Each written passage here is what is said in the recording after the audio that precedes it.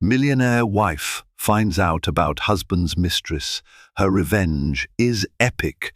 Picture an opulent mansion perched atop a rolling green hill, sunlight dancing off its pristine marble pillars. From the outside, it's easy to envy the life of Grace Whitmore, brilliant, poised, and married to the charismatic millionaire entrepreneur Christopher Whitmore. To friends and strangers alike, they seem the epitome of success, wealth, and unbreakable love. But beneath that glittering facade lurks a secret one that will unleash betrayal, heartbreak, and a revenge no one could have seen coming. Grace's life is about to spiral into chaos, and as her husband's darkest lies come to light, her plan to claim justice will become downright legendary. Grace Whitmore was the kind of woman many admired from afar and rarely got the chance to know intimately. At just 32, she had been elevated to the front pages of magazines for two reasons: her striking, timeless beauty and her marriage to Christopher Whitmore, a self-made millionaire who had turned a modest software startup into a billion-dollar empire. Their lavish wedding, held in the gardens of a French chateau, had graced the covers of glossy tabloids and turned them into a power couple, the sort of unity where 1 + 1 equaled more than 2. It all began almost 10 years ago, when they were both fresh-faced dreamers. Grace, originally from a middle-class family in Hartford, Connecticut, had been working her way through law school. Resourceful and bright, she had caught Christopher's eye at a charity gala where she was volunteering. He was looking to make philanthropic inroads for his newly minted tech firm, and she was there collecting donations for underprivileged students. He left a handsome check in the donation box and a handwritten note asking her to join him for lunch. One lunch turned into two, and then a whirlwind romance set in motion, a destiny that, at the time, felt unstoppable. Grace saw in Christopher a man of grand vision, a genuine spirit who wanted to change the world. Christopher saw in Grace his backbone, his intellectual equal, someone who would keep him grounded even when his ambitions soared. Throughout their years together, Christopher seemed an open book, a genius with code and business deals, but also charmingly human. He would forget things like birthdays or anniversaries, but always made up for it with extravagant gestures: a surprise vacation to Bali, front-row tickets to the New York Philharmonic, or a custom necklace with a diamond pendant shaped like a heart. Grace found herself swept up in the fairy tale, though she'd never been the starry-eyed type. Even as Christopher's empire expanded into real estate developments and e-commerce ventures, Grace maintained a balanced perspective, choosing to pursue philanthropic work over personal vanity. She volunteered in women's shelters, served on boards dedicated to juvenile justice reform, and mentored young women aspiring to attend law school. Yet, behind the perfect exterior lay something intangible, an undercurrent Grace couldn't quite put her finger on. Perhaps it was the stress of Christopher's unrelenting schedule, or the fact that he was perpetually out of the country. Or maybe it was the subtle shift in the air when he walked into their mansion late at night. He smelled different, or he avoided her gaze just a little too long. She dismissed her nagging insecurities for a while. After all, they had built their life on trust and partnership, and it was that unshakable trust that prevented her from voicing her doubts out loud. But a seed of suspicion had taken root. Little things: the new cologne that appeared in Christopher's bathroom cabinet, a series of unexplained weekend business trips, the way he seemed to retreat into his phone at odd hours, began to gnaw at her. She rationalized them all, explaining away each suspicious detail because of the demands of his empire. Christopher was always pushing boundaries, always forging new deals. It was part of what made him so successful. Grace thought back to a conversation she had had with her close friend, Rachel Morgan, an attorney at a prestigious corporate law firm in Manhattan. Rachel, who had seen countless business disputes and entanglements, had once commented on Christopher's unstoppable ambition. "He's extraordinary, Grace, But with men like that, especially with so much power at their fingertips, sometimes the lines blur. Grace remembered how she had felt a momentary tremor of fear. At the time, she'd laughed it off. "Not Christopher," she insisted. "He's different." The staff at their mansion, from the butlers to the gardeners, were sworn to privacy. They knew better than to gossip. Yet over time, Grace detected a slight shift in their demeanor, an undercurrent of unease when Christopher was around. She sensed they were hiding something, but no one spoke up. In this household, loyalty came at a high price. And so, from the outside, the Whitmores' marriage appeared unbreakable, bathed in the glow of their philanthropic work, business successes, and elaborate gatherings for high society friends.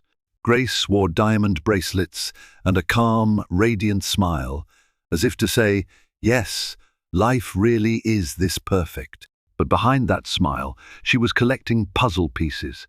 Each piece represented a half-lie, an inconsistency in Christopher's stories, or a glimpse of something she wasn't supposed to see. She wasn't certain what the final picture would reveal, but she had a growing feeling that it wouldn't be pretty. Grace, in her heart, never believed betrayal would knock at her door. She was proud of her accomplishments, her independence, and the life she and Christopher had built. But there was a fine line between love and denial, and Grace was about to discover just how precarious that line could be. The first real crack appeared on an ordinary Tuesday morning. Grace woke early, as always, to tend to her yoga routine in the glass-walled sunroom. She loved starting her day basking in the pink glow of dawn, sipping a cup of green tea, and letting her mind wander. Christopher had supposedly left on another trip to San Francisco the night before. She'd kissed him goodbye, half asleep, thinking that he would fly in the private jet with a couple of top-tier executives. Midway through her morning meditation, a loud clatter from the garage startled her. She was rarely spooked. Living in a mansion with a full staff around meant there were always people bustling in and out. Yet something about this noise felt unusual. She ended her session and went to investigate. Stepping into the massive, impeccably organized garage, she found a half-dozen gleaming cars lined up, Christopher's prized Aston Martin, her own everyday SUV, and various other luxury vehicles. The place smelled faintly of motor oil and new tires, and there, rummaging around in the corner by the garden tools, was Arthur, the new groundskeeper. He appeared nervous, almost frantic, as he struggled to slip an envelope behind a set of hedge trimmers. Startled by her entrance, he nearly dropped the envelope. His eyes widened when he saw Grace. "Miss Whitmore, the first, didn't see you come in," he stammered. She noticed how he carefully pressed the envelope against his chest, as though its contents were confidential. Grace gave him a patient smile. "Is everything all right, Arthur?" she asked gently. He nodded too quickly. "Yes, of course. Just some personal mail, and I was looking for a place to keep it safe." His cheeks burned with embarrassment. Any other day, Grace might have accepted this explanation, but her suspicious radar was already on high alert, so she couldn't help noticing the corner of glossy paper that peeked from within the envelope. She recognized the letterhead that Christopher used for Whitmore Industries correspondence. Why would the groundskeeper have a letter from Christopher's company? She let it go for the moment, not wanting to raise alarms. Instead, she left Arthur to his personal mail and headed inside the house. But the sense of something being off wouldn't leave her. She returned to her suite and did something she rarely did. She opened Christopher's personal drawer. She prided herself on respecting his privacy, but the swirl of suspicion grew stronger.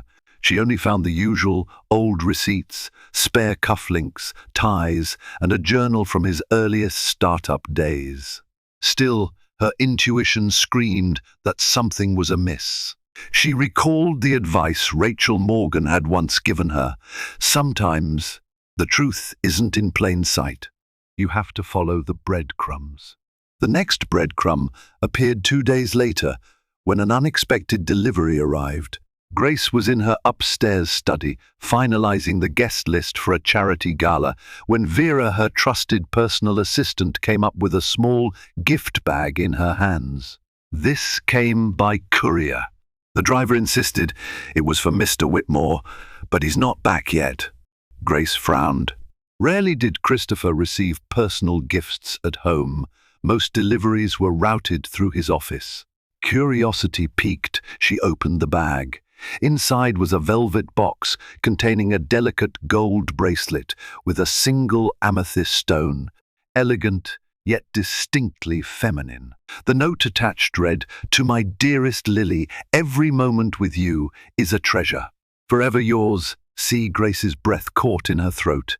She could only stand for Christopher, and Lily was most certainly not a nickname for Grace. Her mind churned as her heart pounded. In that split second, she mentally rewound every suspicious detail of the past few months. The new cologne, the last-minute trips, the staff's strange behavior. The puzzle pieces began to connect, painting a picture she didn't want to see. She glanced up to see Vera watching her with a concerned expression. Carefully, Grace replaced the bracelet and note, taking a deep breath to steady herself. "Please put this in Mr. Whitmore's office. I'll let him know it arrived," she said calmly, surprising even herself with her composure. The moment Vera left, Grace's self-control cracked. She slammed the door to her study and sank into her desk chair, tears burning at the back of her eyes. The betrayal was obvious, but it wasn't in her nature to jump to conclusions without evidence. She had to know the extent of the deceit, how long it had been going on, and if Christopher ever intended to admit it. She dialed Rachel Morgan's number with shaky hands. When Rachel picked up, Grace's voice quivered. "Rach, I think Christopher is having an affair, and I don't know what to do." Silence followed on the other end, before Rachel replied carefully, "I'm so sorry, Grace. But if you suspect it, you need to find proof, at least enough that he can't lie his way out of it." Grace nodded, forgetting for a moment that Rachel couldn't see her. "Yes, I need proof." Thus began her decision. She would follow the breadcrumbs, gather every scrap of evidence, and confront her husband when there was no room left for denial. She would do it quietly, meticulously, because she suspected that behind the shining veneer of their marriage lay secrets even more damaging than a mere affair.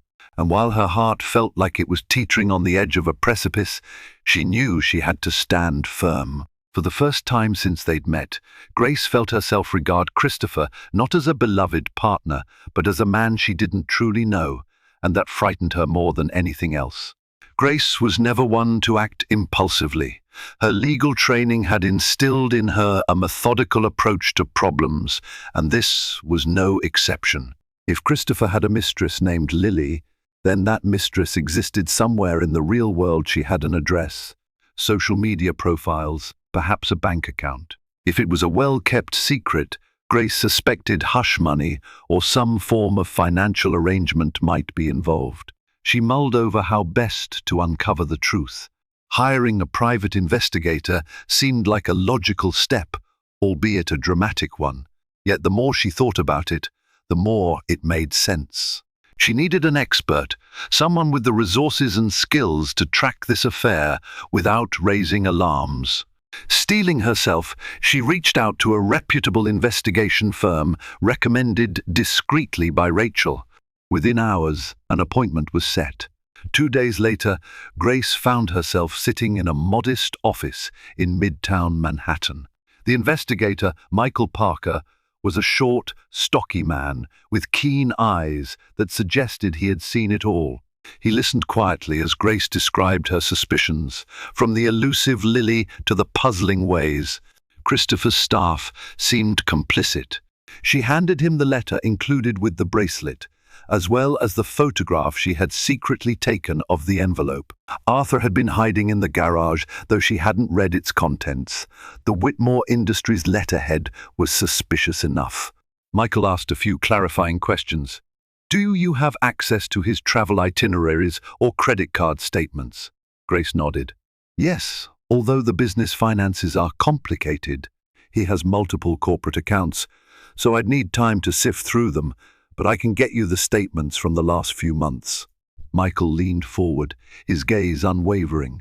With men of power and money, affairs can span multiple cities, sometimes multiple countries.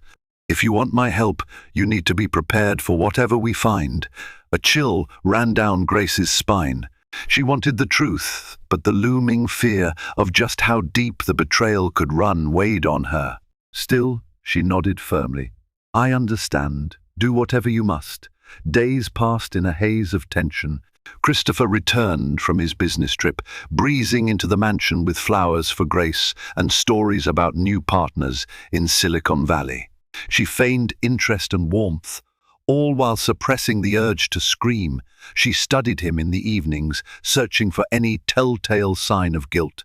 If he sensed her suspicion, he didn't let on. During these uneasy days, Grace took on the role of an investigator herself. She attended dinner parties with Christopher, carefully observing interactions with his colleagues and acquaintances. She watched him text on his phone late at night, noting that he always kept the screen tilted away from her. She listened closely when he slipped out of rooms to answer calls. She became attuned to every detail of his schedule, memorizing the names he dropped and the events he claimed to attend. Then one morning, she got the call from Michael Parker. We have a lead, he announced. There's a luxury apartment in Chelsea that Christopher's been renting for about 8 months. The lease is in the name of an LLC controlled by Whitmore Industries, but we followed the paper trail. It's definitely him. And guess who's been frequenting that apartment? He paused, letting the gravity of the revelation sink in. Grace inhaled sharply. Lily? Her full name is Lily Harrington. She's 26, works as a freelance graphic designer, at least on paper. We have photos of her entering and leaving the apartment at times that coincide with Christopher's visits. It appears to be their rendezvous spot. As cold fury spread through Grace, her mind churned with questions. Who was Lily, really? Did she truly love Christopher, or was this a financial arrangement? How long had Christopher been lying to her, smiling in her face, while building a secret life with another woman? There was more. Michael described times, dates, and even car pickups. Christopher had used a different driver from the company that usually served them. The driver was discreet, but the investigators caught on, and it wasn't just the apartment. There were dinners at exclusive restaurants in Soho, weekends at a private cottage in the Hamptons, booked under an alias. In short, it was a full-blown affair. As Michael rattled off the details, Grace jotted notes with trembling hands. She felt both vindicated and devastated. All the puzzle pieces fell into place, confirming her worst fears. Before ending the call, Michael asked, "What do you want to do next?" Grace closed her eyes, tears threatening to spill. In that moment, memories of her wedding day flashed through her mind. Christopher's vows, the gentle sunlight illuminating the lavender fields, their first dance. It all felt like a cruel joke now. "Keep digging," she whispered. "I want to know everything." She ended the call and sank into her chair, the heartbreak settling like a heavy stone in her chest. But even through her grief, an ember of resolve burned bright. If Christopher thought he could toss her aside or fool her indefinitely, he was sorely mistaken. She would confront him, but on her own terms, and when she did, there would be no mercy. In the days that followed, Grace put on a facade of normalcy. She attended charity luncheons, met with board members, and even joined Christopher for one of his lavish social gatherings, though every moment next to him felt like poison. Beneath her poised exterior, she plotted carefully, determined that when the time came, her revenge would be as thorough as it was shocking. Her hands shook with anticipation every time she checked her phone for updates from Michael Parker. She wasn't just collecting evidence for the heartbreak or the betrayal, she was collecting it for war. And when war came, she would not lose. Several weeks passed in a state of tense equilibrium. Michael Parker's investigations revealed more than Grace ever wanted to know about Christopher's double life. Lily Harrington was more than just a casual fling. She and Christopher met regularly, flaunting their relationship in private circles. Sometimes they went to exclusive clubs. Sometimes they dined at romantic rooftop restaurants. Christopher had even taken her on a short getaway to Napa Valley under the guise of a corporate retreat. With every new revelation, Grace's anger intensified, but so did her determination to play her part until she could orchestrate a perfect takedown.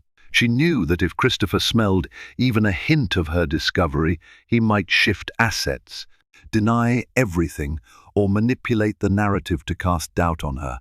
She needed an airtight plan, a masterful strike that would leave him no room to wriggle free. Despite her inner turmoil, Grace acted as the dutiful wife. She attended lavish galas, gave interviews to philanthropic magazines, and even accompanied Christopher to a tech summit in Chicago. She managed polite small talk with the potential investors, all while forcing a smile for the cameras. The charade was agonizing, but it was necessary. If Christopher realized her intentions, he might use his substantial resources to silence her or bury the evidence. Then came the night of the Whitmore Foundation's annual fundraiser, a grand affair hosted at the Whitmore Mansion itself. The event was meant to support underprivileged students pursuing STEM education, something close to Grace's heart. She had planned every detail of the night months ago, envisioning a spectacular evening that would raise millions for the cause. Little did she know that her carefully orchestrated celebration would become the backdrop for the confrontation that almost happened. The mansion glittered with fairy lights, a live orchestra played gentle melodies in the courtyard, and elegantly dressed guests roamed from one opulent room to another, making generous donations. Grace, wearing a floor-length midnight blue gown, was the perfect hostess.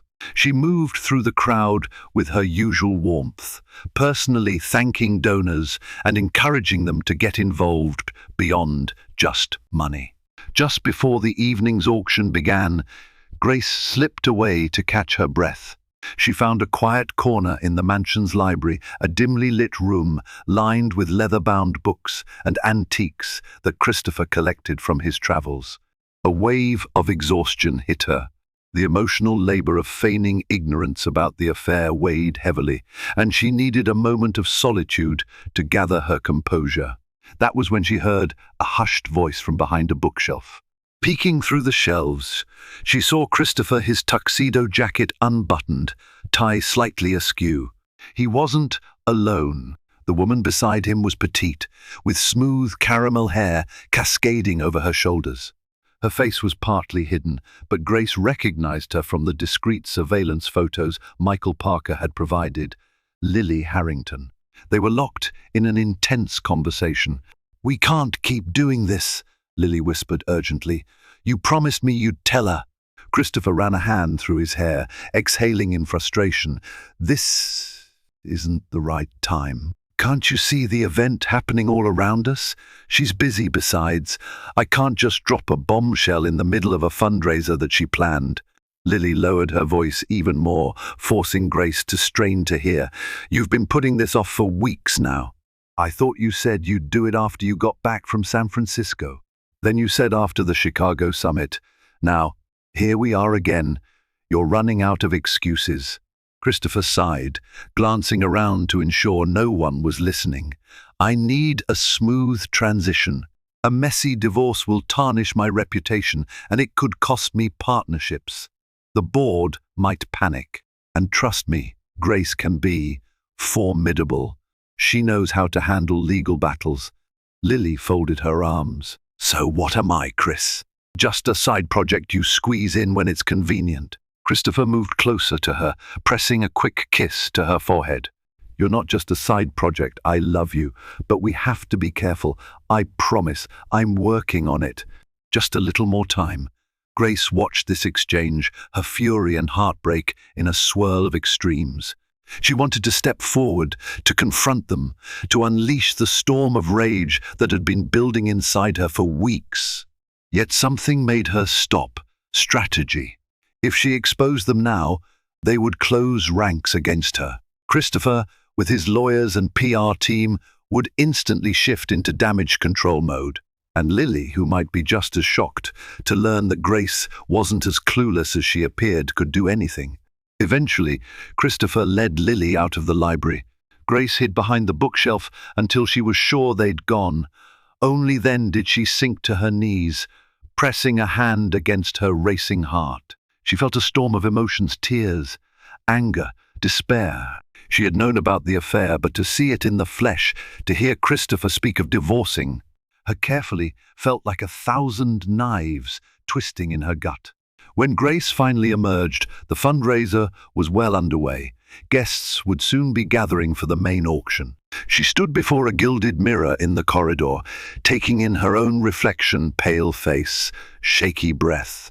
But then, with a deep inhale, she squared her shoulders and lifted her chin. She would not confront them tonight. Instead, she would carry on with the role of the perfect hostess, because she knew that once her plan was in motion, the final act would be far more devastating than a simple expose. In that single moment, Grace silently vowed, "If he wants to do this carefully, so be it. But I'll destroy him carefully too." She swept into the ballroom, greeting guests and smiling for the cameras. No one suspected a thing. No one saw the cracks beneath her polished veneer. Yet deep in her mind, she was drafting the blueprint of a retaliation that would leave Christopher's carefully constructed world in ruins. The night of the Whitmore Foundation fundraiser ended with a roaring success on paper. The event raised millions for underprivileged students, securing scholarships that would change lives. To the outside world, it was yet another example of how Christopher and Grace Whitmore were pillars of benevolence and style. However, within the silent halls of the mansion, echoes of deception lingered, and Grace carried the weight of a bitter new resolution. She spent the next few days drafting what she jokingly called Operation Queen Takes King in her mind. The name, though whimsical, reflected her meticulously forming plan to dismantle Christopher's illusions and punish him in a way that would resonate beyond a simple divorce. As she saw it, he hadn't just cheated on her, he'd made a mockery of their bond, compromised her dignity, and risked tarnishing the philanthropic legacy she worked so hard to uphold. To lay the groundwork, Grace started with the finances. She had always been privy to a certain level of financial detail in their household, given her background in law and business. Christopher liked to brag that he ran a transparent marriage, often emphasizing, "We share everything." Now, she used that to her advantage. At first, she quietly gathered bank statements and corporate financial disclosures. Michael Parker's thoroughness provided her with shell companies, hidden expense accounts, and suspicious wire transfers. She found the lease documents for the Chelsea apartment. She discovered purchases of extravagant jewelry like that amethyst bracelet for Lily and plane tickets for private getaways. But Grace didn't just want proof of infidelity. She wanted leverage. She began investigating potential misuses of company funds. Why? Because she recognized that Christopher, in the process of lavishing gifts and support on Lily, might have crossed legal lines. If he was funneling company money to hide his affair, the board of Whitmore Industries would not be pleased, nor would the SEC, if it rose to that level of misconduct. Meanwhile, she maintained appearances. She accompanied Christopher to a lavish charity reception hosted by none other than the mayor, smiling politely when he introduced her as "my brilliant wife." She nodded politely at jokes, sipped champagne, and kept her fury on a short leash. Lily, thankfully, was nowhere to be seen that evening, likely due to Christopher's caution. In quieter moments, Grace forged alliances. She reached out to a few board members she trusted, seasoned figures in the corporate world, men and women who valued ethics and had expressed admiration for Grace's philanthropic efforts in the past. She never directly accused Christopher of wrongdoing. Instead, she asked pointed questions about accountability, corporate governance, and the moral standing of the company. She planted seeds of curiosity in their minds, ensuring that if and when she revealed evidence of Christopher's transgressions, they wouldn't be caught completely off guard. She also began confiding in Rachel Morgan more frequently. Rachel was a shrewd attorney and, most importantly, a true friend who had Grace's best interests at heart. Over dinner in a quiet Michelin-starred restaurant, Grace laid out the details of Christopher's duplicity and her plan to expose him. Rachel raised an eyebrow, swirling her wine glass thoughtfully. "Gaining the upper hand is one thing," she noted, "but scorched earth might not be what you truly want in the end. Are you sure you want to push for a public downfall? It could hurt you too." Grace's jaw tightened. "I'm beyond caring about my own PR. He's been plotting to leave me carefully so his empire remains unscathed. He wanted me to be the oblivious wife, the one who walks away quietly without causing ripples." Rachel nodded, reaching across the table to give Grace's hand a squeeze. "All right, I'll help however I can. Just remember to protect your heart in all this. Sometimes revenge can consume us." Grace flashed a sad smile. "I appreciate that, but I need justice, not just revenge. I worked my entire adult life supporting his ambitions, building him up, and he can't simply shove me aside for a younger woman. He must face the consequences. And if the law is on my side, all the better." While Grace meticulously prepared her strategy, Christopher moved about the house as though nothing had changed. He continued business trips, presumably to meet Lily. Occasionally, Grace would catch the faintest whiff of her perfume on his jacket, a floral scent that wasn't hers. Each time it felt like another cut to her soul, but she hardened herself to it. One evening, a small sign of Christopher's arrogance manifested when he joked over dinner about a colleague who had foolishly been caught having an affair. He laughed. "Men need to be more careful," he told Grace as he cut into his steak. She managed not to slam her fork down. Instead, she looked at him calmly and said, "Yes, I suppose they do." Then she quietly sipped her wine, the irony not lost on her. That night, Grace walked alone through the mansion's hallways, ending up in front of the large portrait that hung in the foyer, a painting of her and Christopher, commissioned just a year after their wedding. In it, they appeared radiant, united in love. Her eyes traveled from her own painted smile to Christopher's. She thought about how they'd once dreamed of building a legacy together. Now, that dream was a nightmare. She whispered, a silent promise to herself, "I won't let him destroy me. I won't let him break my spirit. I'll emerge from this stronger." And so, the seeds of her revenge were planted, carefully nurtured in the shadows of their mansion, fueled by heartbreak and betrayal. Grace might have once believed in fairy tales, but this time she was writing her own ending. And in her story, the unfaithful king would learn the might of a queen scorned. The unraveling of Christopher Whitmore's carefully crafted public image began with the whisper of discontent among key board members of Whitmore Industries. Grace had strategically dropped hints of accounting irregularities, suggesting that perhaps Christopher's personal expenditures were commingled with corporate funds. She did this subtly, ensuring that each whisper led to a question, each question to a conversation, and soon a hum of concern spread among those who had the power to hold Christopher accountable. Meanwhile, Michael Parker's investigation ran deeper. He discovered questionable transactions funneled through various shell companies, which had seemingly been set up to finance real estate deals. One of those deals included that luxury Chelsea apartment.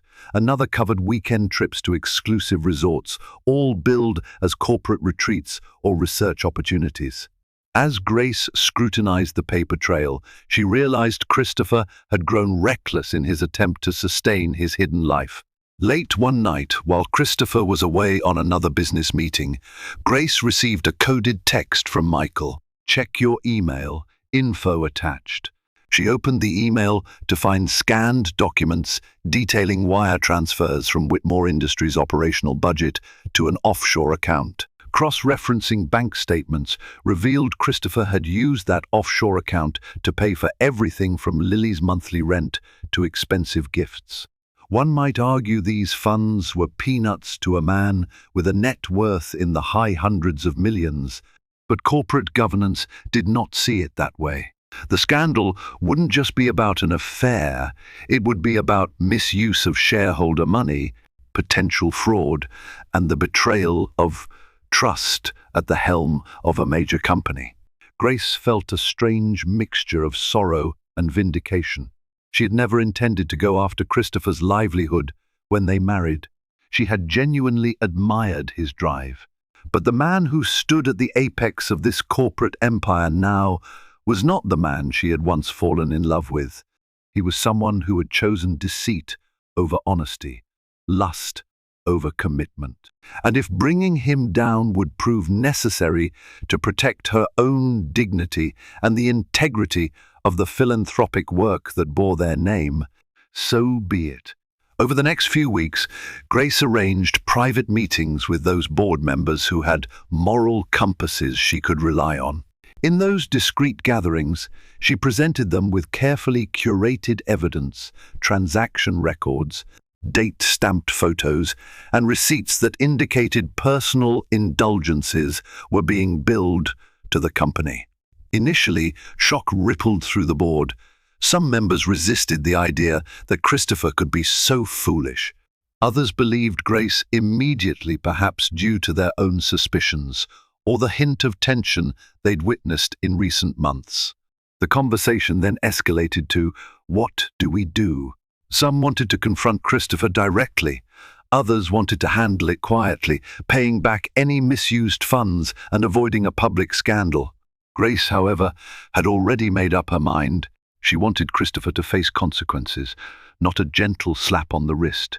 He'd built a false image of himself as a visionary champion of the people, a family man, a philanthropic giant. That image had to be shattered if he was ever to learn the depth of his betrayal. Behind the scenes, she also orchestrated a meeting with a journalist she trusted, Monica Lee, an investigative reporter for a prestigious business publication. Monica was known for her integrity and dogged pursuit of the truth. Grace didn't reveal everything at once, of course. She simply suggested that if Monica were to look into certain financial dealings at Whitmore Industries, she might find a lead on a significant story. The rest, Grace knew, would take on a life of its own. In the midst of all this, Christopher became more irritable, likely sensing the murmurs of disquiet in his professional circles. He began lashing out at his assistants, scheduling abrupt board meetings to quell any rumors, and complaining to Grace about the sudden tension he felt at work. Grace listened sympathetically, all the while suppressing the urge to smirk. He also started dropping not-so-subtle hints that their marriage might not be working. During one awkward dinner in the private dining room, he casually mentioned how couples sometimes grow apart. Grace, for her part, played the naive wife, responding with a pensive nod, careful not to reveal her knowledge of his duplicity. Occasionally, a fleeting pang of nostalgia or heartbreak stung Grace. Despite everything, she remembered the early days of their relationship, the sincere vows, the shared dreams. She would sometimes wonder if there was a version of reality where Christopher had remained faithful, and they had built their empire together, side by side. But that reality was gone now, replaced by betrayal and a hunger for retribution. Then came the day she received a call from a rattled board member, a woman named Barbara Henderson, whom Grace had always respected for her no-nonsense approach to business. Barbara's voice crackled through the speaker, laced with anxiety. "Grace, Christopher has been summoned to an emergency board meeting tomorrow. The CFO found clear evidence of misappropriation. The cat's out of the bag. He's going to be blindsided. Grace swallowed, heart pounding. She had known this moment would come, but hearing it still made her pulse quicken. "Thank you for letting me know, Barbara," she replied calmly. Barbara hesitated before asking, "Grace, how involved are you in all this?" "We're worried. He might try to implicate you, but I can't shake the feeling you knew more than you're letting on." Grace took a measured breath. "I'm innocent, Barbara, but I won't lie, Christopher, and I have not been on good terms. He made choices I couldn't overlook. Tomorrow the truth will unfold. I hope justice is served." She ended the call and stared at her reflection in the vanity mirror. The board meeting would be a reckoning, but it was only the beginning of Christopher's downfall. The next steps, exposure in the media, the unveiling of his affair, and the subsequent legal repercussions lay ahead. Grace almost felt a pang of pity for her husband. He had no idea what was coming, and as she prepared for bed that night, she couldn't help but reflect on how quickly a kingdom could crumble when its foundation was built on lies. Her revenge was no longer just personal. It was a thorough excision of corruption in the empire they had once built together. And by this time tomorrow, the first pillar would topple. The morning of the emergency board meeting dawned grey and drizzly, as though nature itself sensed the storm brewing inside Whitmore Industries' executive corridors. Grace woke early, her heart beating with a mixture of anticipation and dread. Today was the day Christopher would be forced to confront the evidence. In many ways, it felt like the beginning of the end, but an end she had architected with precision. She arrived separately, riding in a black town car arranged by Rachel Morgan. Typically, Grace didn't attend board meetings. Her role was primarily philanthropic, and while she occasionally joined major strategic sessions, she was not an official member of the board. Nevertheless, she had been granted permission to be present upon her own request, citing her investments and philanthropic interests that were tied to the company. Stepping into the high-rise's marble lobby, she felt the buzz of tension. Executives paced, hushed conversations took place near the glossy potted plants, and every so often a pair of eyes flicked toward her curiously. She kept her composure, wearing a tailored black suit that highlighted her poise, an outward symbol of the power she was about to wield. Christopher was already in the boardroom when she arrived. He sat at the head of the long mahogany table, flanked by anxious-faced board members and a few top executives. He glanced up, startled to see Grace walk in, but quickly masked his surprise with a tight smile. She returned the gesture, taking a seat near the far end of the table. The CFO, a meticulous man named Alan Groves, cleared his throat. "Thank you all for coming on such short notice," he began. His voice trembled slightly, revealing the gravity of the situation. Recent internal audits have brought to light some significant financial discrepancies in the form of personal expenses funneled through Whitmore Industries accounts. A hush fell over the room. Christopher's eyes narrowed. "What sort of discrepancies?" he asked, trying to maintain the commanding tone that had once made him so respected. Alan pressed a few keys on his laptop, causing a spreadsheet to appear on the projector screen. Row upon row of transactions scrolled by, each marked with annotations: personal travel, gift purchases, real estate lease Chelsea, weekend resort bookings, and so on. The sums were substantial, though not ruinous for a company this size, but it was clear they violated company policy. Murmurs rippled across the room. Christopher glanced sharply at Grace, who returned his gaze with implacable calm. Then he turned back to the CFO. "This must be some sort of misunderstanding. These expenses were legitimate. He paused, searching for words. "They're for business development, entertaining potential clients, or such." Several board members exchanged skeptical looks. Barbara Henderson spoke up, her tone measured but firm. We found no records of any official clients involved in these transactions, nor were they reported in any official ledger.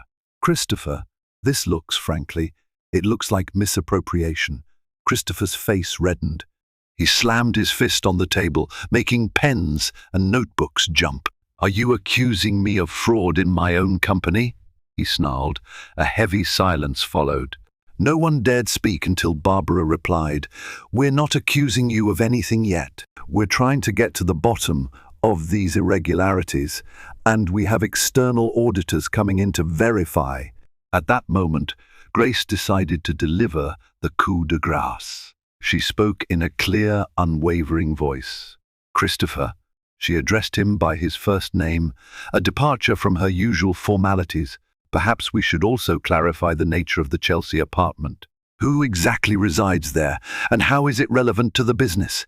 He spun to face her, confusion warring with fury in his eyes. "Grace, what are you doing here?"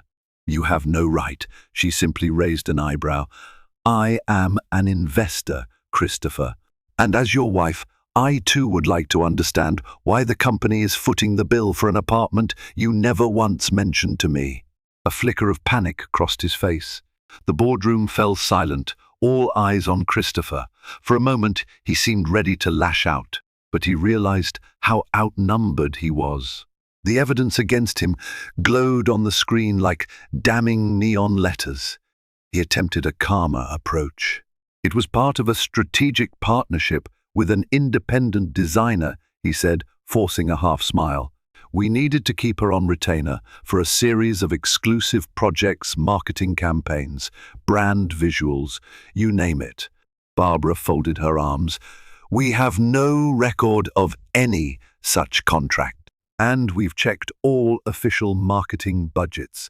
Christopher's gaze swept the room, finally settling again on Grace. "I see what this is," he hissed, leaning forward. "You're orchestrating a takedown. You want to humiliate me." Grace didn't flinch. "I want the truth, and so does the board." A wave of chaotic murmuring engulfed the room. As board members demanded more information, executives expressed concern about potential legal consequences, and Christopher tried vainly to restore order. The final blow came when Alan revealed the exact sum Christopher had funneled to that offshore account, an amount that, while not enormous, was still enough to suggest deliberate wrongdoing. The meeting ended with a unanimous decision to place Christopher on temporary leave pending further investigation. He stood abruptly, his face a mask of rage and disbelief, and stormed out of the boardroom. Grace followed at a measured pace, letting him seethe in the corridor. As soon as the elevator doors closed behind them, Christopher spun to face her. His voice was low, venomous.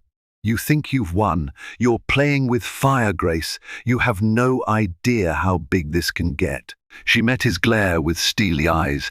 "I know exactly how big it can get, Christopher. Did you honestly believe you could siphon off company funds for your mistress and never face the consequences?" He hissed under his breath. "This is between us. You're trying to ruin me." Grace let out a mirthless laugh. "You ruined yourself. And it's not just between us when you steal from a public company." For the first time in years, she saw fear spark in his eyes, genuine, unguarded fear. A flurry of emotions passed over his face: anger, disbelief, betrayal, maybe even heartbreak. But Grace felt no mercy. She had tried to be the perfect wife, the loyal partner, only to find her devotion rewarded with deceit. They arrived at the lobby. Christopher shoved past her, and within seconds, paparazzi cameras began flashing outside. The scandal was erupting, news already leaking of a major internal shakeup at Whitmore Industries. Christopher's name was shouted by reporters, demands for answers echoing off the marble walls. He pushed past them, disappearing into a waiting car. Grace stayed behind, stepping carefully out onto the sidewalk, ignoring the throng of reporters. She saw the swirl of headlines on phones and screens: Whitmore Industries CEO facing fraud allegations.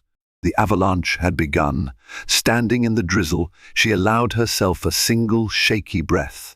A painful knot twisted in her stomach. She had loved him once. Now she had become his downfall. But there was no turning back. The empire he built on lies was crumbling, and she was ready to see it through to the end. Christopher Whitmore's once flawless image crumbled in the wake of the board meeting. Executives whispered of his sudden fall, the press feasted on rumors of fraud, and shareholders braced for legal action. But the true shock came when Lily Harrington went public. Seeking to save herself from Christopher's potential blame, Lily contacted Monica Lee, a respected investigative reporter. In a recorded statement, Lily revealed their affair in vivid detail, romantic getaways billed to Whitmore Industries, expensive gifts funneled through obscure accounts, and a lavish Chelsea apartment paid for with corporate funds. She admitted Christopher had assured her it was all safe and that he would soon leave Grace for her. Grace met privately with Monica, listening to the clip of Lily's trembling confession. Part of her seethed at the betrayal, yet another part sensed Lily was as much a victim of Christopher's charm and false promises as she was. When Monica asked Grace for a comment, she gave only a measured response, focusing on the company's integrity and her hope that the board would uncover the full truth. The expose went live days later, confirming suspicions of corporate misconduct. Public sentiment turned swiftly against Christopher.